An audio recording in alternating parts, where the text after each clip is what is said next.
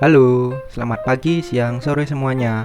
Perkenalkan, kami adalah Duo Wibu, channel yang akan membahas dan ngobrolin seputar anime, manga, dan dunia perwibuan lainnya yang sangat asik untuk dibicarakan. Di kesempatan kali ini, kami akan membahas seputar anime series berjudul Majo no Tabi-Tabi, atau dalam bahasa Inggris adalah Wandering Witch: The Journey of Elaina, yang tayang pada fall 2020. Dikisahkan di suatu negeri, seorang gadis muda berbakat bernama Elaina yang tergila-gila dengan cerita petualangan seorang penyihir bernama Nike.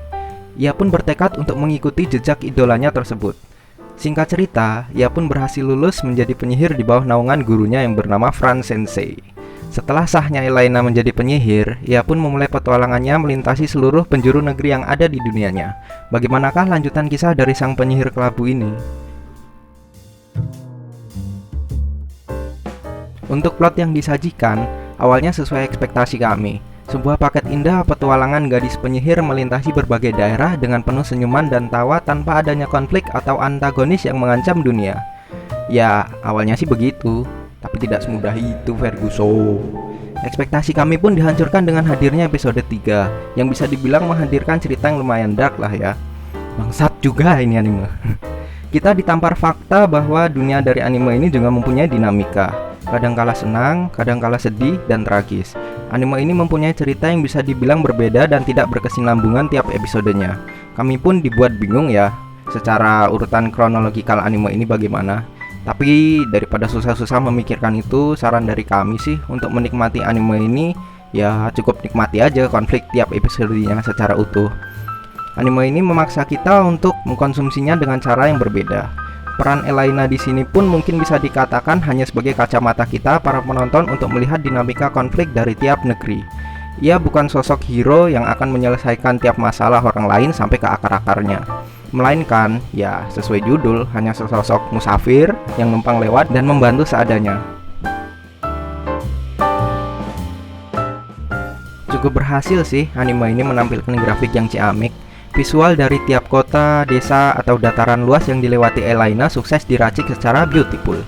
Dan yang patut dipuji adalah ya anime ini benar-benar anime adventure, menghadirkan tempat yang berbeda di tiap episodenya. Jadi kesannya nggak template lah, nggak gitu-gitu aja tempatnya. Anime ini juga mempunyai grafik pertarungan yang lumayan oke lah untuk ukuran anime yang tidak berfokus pada genre action. Sihir-sihir yang ditampilkan terkesan tidak monoton ya. Walaupun kami nggak tahu juga konsep sihir yang diambil anime ini gimana. Lalu gerakan para karakternya ya cukup lah, walaupun nggak spesial-spesial amat juga. Untuk desain karakter, oke banget lah. Menampilkan karakter wanita yang wangi-wangi dan tidak membosankan. Cuma anime ini kekurangan karakter pria sih. Feminisme terselubung. Yang mau kita komentarin di sini adalah sang main karakter ya. Jujur aja lah bangsat, kalian pasti nonton anime ini bukan karena plot, genre, ataupun pengembangan karakternya kan, tapi karena Elaina kan. Ya saya paham, tapi ya kalian para bawang-bawang jomblo yang tidak puas dengan Sagiri yang belum legal, lalu mencari-cari waifu kedua yang mirip. Tapi sayangnya fanservice di anime ini minim sih. Apa sih yang kalian harapkan dari gadis penyihir yang tepos? Tapi memang nggak bisa dibungkiri sih, desain karakter sang MC di sini begitu wangi-wangi dan mendominasi. Saya tahu kok saat kalian menonton video ini, bagi yang sudah menonton animenya pasti lupa kan dengan karakter Sheila ataupun Mina. Nggak bisa berkomentar banyak sih. Membosankan buat musik latarnya. Saya sih mengharapkan lebih ya, mengingat genre adventure seharusnya bisa menampilkan musik yang ciamik. Cuma ini sih yang bikin saya jatuh cinta adalah musik pada ending anime ini. Baru kali ini saya menyukai musik ending daripada opening.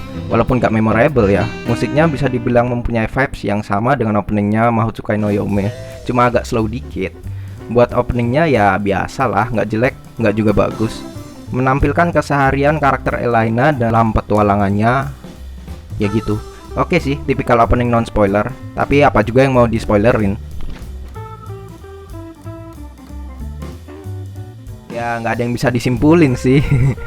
Ya mau apa coba, bahkan karakter development dari anime ini nyaris tidak ada.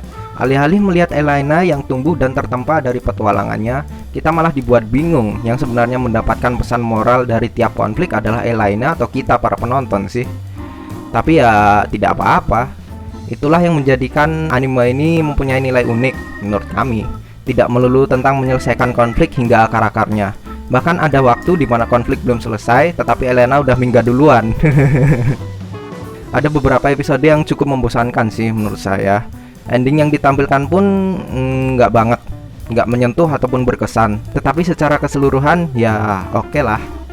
Terima kasih Mbak Elena atas cerita petualangannya. Yeay. Ya, terima kasih telah menonton review dari kami. Jika kalian suka, silahkan klik tombol like dan subscribe di bawah. Lalu, share video ini jika kalian pengen teman kalian keseret ke dunia perwibuan. Kami membuka ruang diskusi sebesar-besarnya di kolom komentar bagi kalian yang ingin mengungkapkan pendapat serta beradu opini dan argumen tentang anime ini. Dan tak lupa, kami juga sangat open terhadap kritik dan saran teman-teman semua untuk membangun channel ini. Sekian dari kami, sampai jumpa.